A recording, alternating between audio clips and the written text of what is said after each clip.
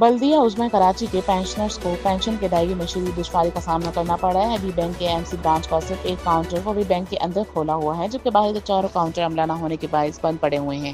بزرگ پینشنرز شدید دھوپ میں بینک کے باہر کے تار لگانے پر مجبور ہو گئے۔ شدید دھکم پیل کے باعث بینک کا ایک دروازہ گر گیا، تاہم بزرگ پینشنر کو بمشکل بچایا گیا۔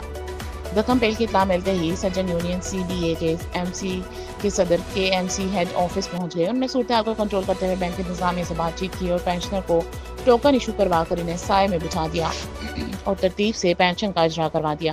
کہ ایم سی انتظامیہ کا یکم کو تنخواہ اور پینشن کی ادائیگی کا دعویٰ جھوٹا ثابت ہوا۔ تنخواہ اور پینشن کی ادائیگی 2 تاریخ کو شروع ہوئی، لیکن 3 ماہ کی تنخواہ اور پینشن بغیر اضافہ شدہ رقم کے ادا کی گئی، جس پر ملازمین سراپا احتجاج بن گئے۔